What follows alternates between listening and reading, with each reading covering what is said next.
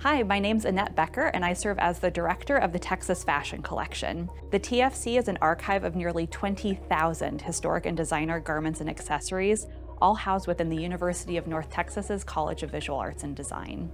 Our collection includes materials from over 250 years of fashion history, with our oldest piece being from around the year 300, all the way through materials that were just made in the past few years. In all of these contexts, our collection has been developed really to be a design research resource, but we always encourage researchers to think broadly about how our collection might be interpreted. Even though we don't think about it consciously all the time, the decisions we make about how we dress ourselves come from cultural systems that we all participate in. Every day we get dressed. We make decisions about how we want to present ourselves, how we want other people to see us, be it staying on the couch all day, going to a job interview, or attending a special event. For example, my dad, who's a farmer in rural western Kansas, wears basically blue jeans every single day, but he wears different jeans when he feeds the cows, than when he goes to church, than when he goes to a wedding. So even someone who might think they don't care about how they dress is still thinking within these systems that are around us constantly. So today we're going to look at some materials in our collection to think about how these systems of meaning are around us all the time, and how as researchers we can interrogate those systems to develop research questions and to think more deeply about how these systems of meaning impact how people understand our collection. One of the ways that meaning is made around us all the time that we often don't think about is gender with clothing. So for example, if you're going into a store to purchase a garment for yourself, the first way you might direct yourself is by thinking about which section of gendered clothing will best fit you, will best represent you or fit your body. However, objects don't inherently have gender. Gender is something that we construct with our cultural practices, like wearing clothing. In our collection storage area, the first way our collection is organized is by gender. However, that's not a system that always exists with a binary so that we put things in one place or another. A great example of that would be a t-shirt. So for example, this was donated to us a few years ago, a t-shirt that the donor purchased and wore. Do we know the gender of the donor just looking at this? Not necessarily. The design is not nodding to a specific gender of a person, but we might think about what it means for people with just different gender identities to wear different clothing, whether or not cultural systems reinforce people wearing those materials or not. Another way the Texas Fashion Collection's archive is organized is by designer, and many people are very excited about the famous figures that are represented in our holdings. We have materials by Christian Dior and Coco Chanel, and we can see those figures documented in the labels on those garments. However, if we imagine a dress by Coco Chanel, we might remember that Coco Chanel likely didn't sit with a needle and thread and actually stitch the garment that we're looking at. Instead, there are likely big groups of people that work in ateliers or workshops that construct the pieces that are created with those famous designer labels. This garment is really special because Victor Costa himself donated it, so it has a label inside that most garments don't. If we look at this, you can see that it says the sewing machine operator is Minnie.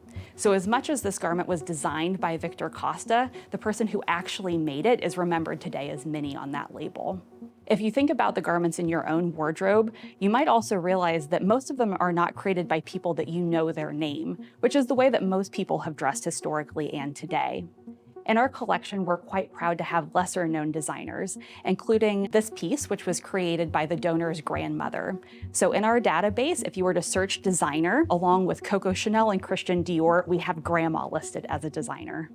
One of the pieces of information that feels most solid, most known about materials in our collection is the date. We often think of dates as being really fixed information, and when we sort through our collection, often people sort things chronologically. However, we always want to remember that objects aren't static, and they have histories from the moment they're created until the moment we're looking at them. A great example of that is a coat that we have from the 1780s. This was gifted to us recently by two artists based in Fort Worth named Scott and Stuart Gentling. They donated these materials because they purchased them in the late 1900s, but these objects had histories long before that. They were originally created in the 1780s, around the same time as the Revolutionary War and the French Revolution. That object was then used in the 1800s, likely as theater costume, and the 1900s used as an artist prop, and today it's part of our collection that we use for study purposes. However, if we focus on just the original date of this and say it's just from the 1780s, we're going to miss out on a lot of moments of that object's life and even some of the material details associated with it. If we look carefully at the buttons on the cuff of this coat and compare them to the buttons on the rest of the coat, you'll notice they're slightly different. And that's because the buttons on the cuff were created as hand-painted wooden discs by the Gentling brothers to serve as replacements for buttons that were likely lost. So while the original artifact was created in the 1780s, the life that that artifact has had since then has transformed it. Another way that our collection is often categorized is by geographic location. So historically, part of our archive was organized alphabetically by country of origin. This artifact that we're looking at was organized under K for Kenya. If we think about what Kenya represents in this context, we might recognize that being Kenyan is not a monolithic identity. We might want to think about this piece not just being from Kenya, but being from the Maasai culture, which exists in Kenya and beyond that. The Maasai culture has also been around for far longer than the idea of Kenya has. So representing this as a Maasai garment really helps us think through the longer cultural traditions that have led to this piece being created. And when we think about culture and geography together, that intersection can lead us to a deeper understanding of those materials. These are just a few of the systems that we use to physically organize our holdings at the Texas Fashion Collection and that we use as lenses for interpreting the materials we have here. We'd encourage you, as you conduct your research, to think about the systems that inform your understanding of artifacts around you and the materials that you use to inform your practices.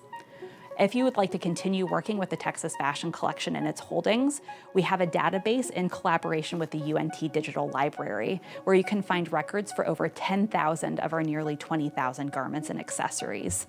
There you can sort by time period, by maker, by geographic location, and you can also do keyword searches for things like materials and construction techniques.